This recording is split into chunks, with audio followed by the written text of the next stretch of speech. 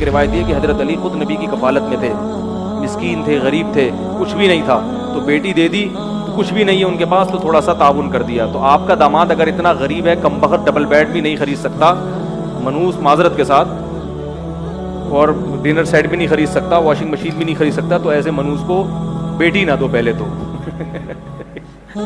بولے جب تیرے پاس دھیلا نہیں ہے تو پھر تو غریب لڑکی سے کر جس کے پاس یہ بھی نہ ہو. اور دشمن مولا علی لعنت. آج جہلم کا ایک زبردست قسم کا رسوائے زمانہ انسان، اور مرزا علی الجہلمی کئی سوال ایسے ہیں جن کا جواب باقی ہے. تو ابن تیمیہ کی کیا بات کرتا ہے، کہاں پہ راجہ بھوج، کہاں پہ گنگو تیلی. حضرات گرامی کا تیری اوقات کیا ہے، تیری حیثیت کیا ہے، تیرا مقام اور منصب، تیرا مرتبہ کیا ہے. ہر ابن تیمیہ سے محبت کرنے والا تیرے وجود پہ تھوکے گا، تیرے کردار پہ تھوکے گا، تیری سیرت پہ تھوکے گا، تیرے نسب العین پہ تھوکے گا، تیرے نظریے پہ تھوکے گا.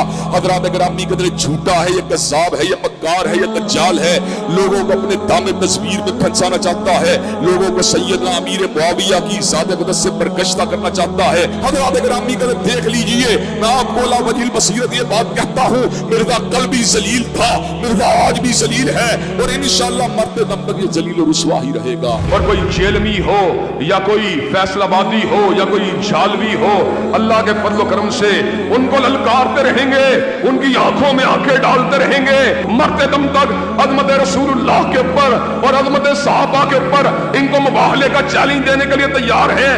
جب چاہو ہمارے مرکز میں آؤ، جب چاہو ہمیں جہلم میں بلا لو. تعالوا ندعو ابناءنا وابناءکم ونساءنا ونساءکم وانفسنا وانفسکم ثم نبتہل فلنجعل لعنت اللہ الکاذبین.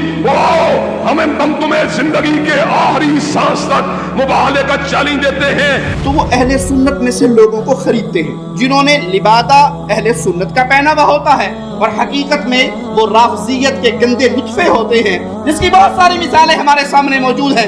اسحاق جھال والا مردود اسی قسم کے انسانوں میں سے تھا. انجینئر مرزا مردود اسی قسم کے انسانوں میں سے ہے. رافضیت کے پیسوں پہ پلنے والا، ایران کے ٹکڑوں پہ پلنے والا یہ جانور صحابہ کے بارے میں اپنی زبان گندی دراز کرتا ہے، اور حقیقت میں اس کا من پلیت ہے، اس کے ماننے والے اس سے بڑا پلیت ہے. خود اہل حدیث علماء جو ہے نا، سنجیدہ علماء، وہ بھی پریشان ہیں کہ ہماری عوام جا کدھر رہی ہے. اب وہ جو انجینئر کا فتنہ آیا ہے نا، اہل حدیث ہم سے زیادہ اس سے پریشان ہیں. اہل حدیث علماء ہم لوگ اتنے پریشان نہیں ہیں اس سے، وہ علماء ہم سے بھی زیادہ کیا ہیں کہ یار یہ کیا ہو رہا ہے. آج ہر بدبخت الو اٹھ کے جو ہے نا صحابہ کے خلاف بھونکنا شروع کر دیتا ہے، اور یہ زہر کا پیالہ پی لے گا. بتا دوں حضرت معاویہ کے مسئلے میں بھی سامنے بیٹھنے کے لیے تیار نہیں ہے. پی لے گا زہر کا پیالہ، یہ نہیں بیٹھے گا سامنے. یہ صرف بند کمرے میں بیٹھ کر لمبی لمبی پھینکنے والے لوگ ہیں. یہ اس کے بعد بھی کمبخت اگر تو یہ کہتا ہے نا کہ مناظر جھگڑا ہوتا ہے، سمجھ تو لوگوں کو الو بنا رہا ہے بیٹھ کے. تو علمی کتابی نہیں ہے، تو دنیا کا سب سے بڑا فسادی ہے، جس کا کام، جس کو کمبخت کو بٹھایا گیا ہے صحابہ کے خلاف بھونکنے کے لیے، تیرا کام یہی ہے. اور ایک روایت یہ کہ حضرت علی خود نبی کی کفالت میں تھے، مسکین تھے، غریب تھے، کچھ بھی نہیں تھا، تو بیٹی دے دی، کچھ بھی نہیں ہے ان کے پاس، تو تھوڑا سا تعاون کر دیا. تو آپ کا داماد اگر اتنا غریب ہے، کم بخت ڈبل بیڈ بھی نہیں خرید سکتا، منوس معذرت کے ساتھ، اور ڈنر سیٹ بھی نہیں خرید سکتا، واشنگ مشین بھی نہیں خرید سکتا، تو ایسے منوس کو بیٹی نہ دو پہلے تو.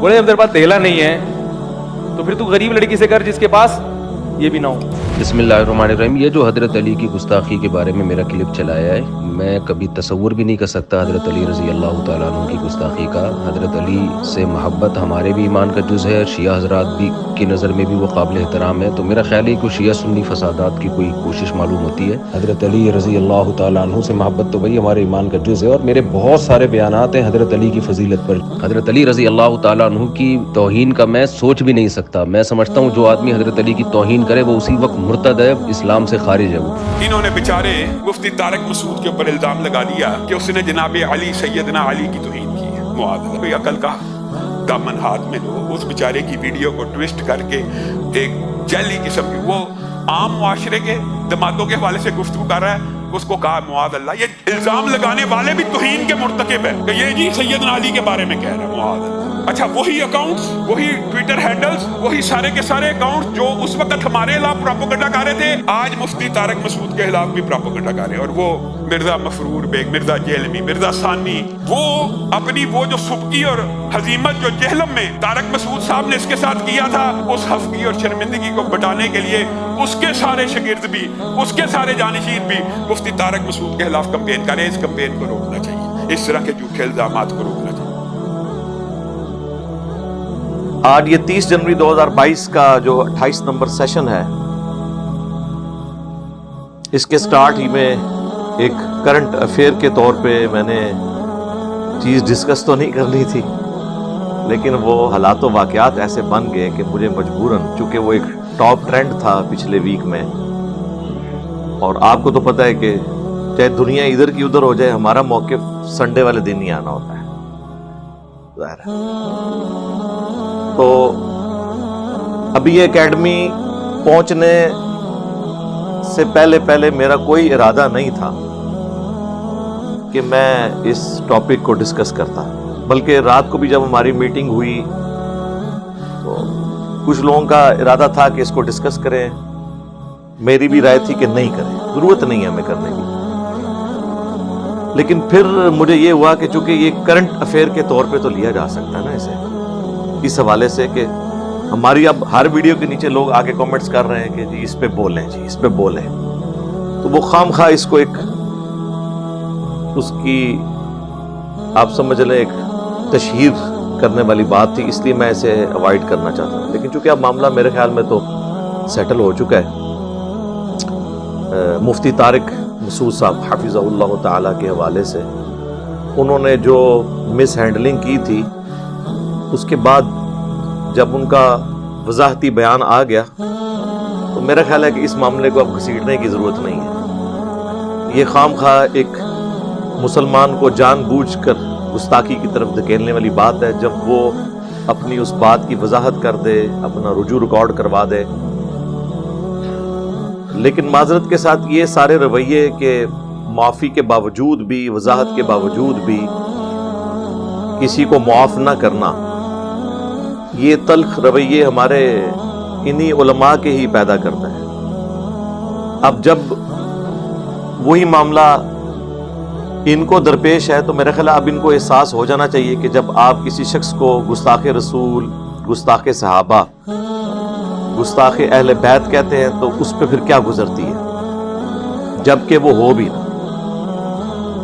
ये लोग तो अपनी चरब जुबानी की वजह से, अपनी लंबी जुबानों की वजह से अपनी जाती राय देते हुए उस राय को बाद में भुग देते हैं। ये जाती राय दी थी ना मुफ्ती साहब ने, खामखा जरूरत कोई नहीं थी मौला अली रज़ी अल्लाह तआला अन्हु अलैहि सलाम का जिक्र इस तरीके से करने की। लेकिन चूंकि अब उन्होंने क्लैरिफिकेशन दे दी कि मेरे दिल में कोई ऐसी बात नहीं थी, बस मुझसे थोड़ा सा इस हवाले से, बल्कि खैर ये तो उन्होंने नहीं कहा, काश ये भी साथ वो कहते।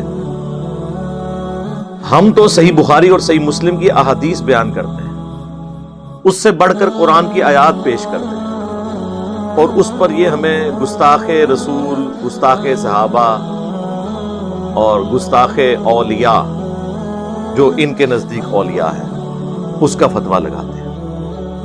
अब ये गरमाइश जब इन तक पहुंची है तो आप देखें कि कितनी तकलीफ हो रही है, और वहाबी और देवबंदी इकट्ठे हो गए हैं, यानी अहले हदीस और देवबंदी, और वो इकट्ठे होकर मेरे ऊपर इल्जाम लगा रहे हैं कि इसने ट्रेंड चलाया है। भाई करोड़ों की तादाद में तो देवबंदी है सब कॉन्टिनेंट में, उनसे तो ट्रेंड नहीं चल सका और मैंने चला लिया।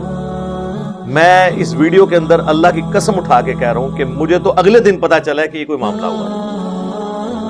वो भी शाम के वक्त फरहान जब मेरे पास आया, मैंने कहते जी ये क्या हो गया जी, मैंने कहा यार अभी तुम मोटर बाइक खड़ी कर रहे होगे तो मुझे ये पता चला है, और ये तो कल का मामला है।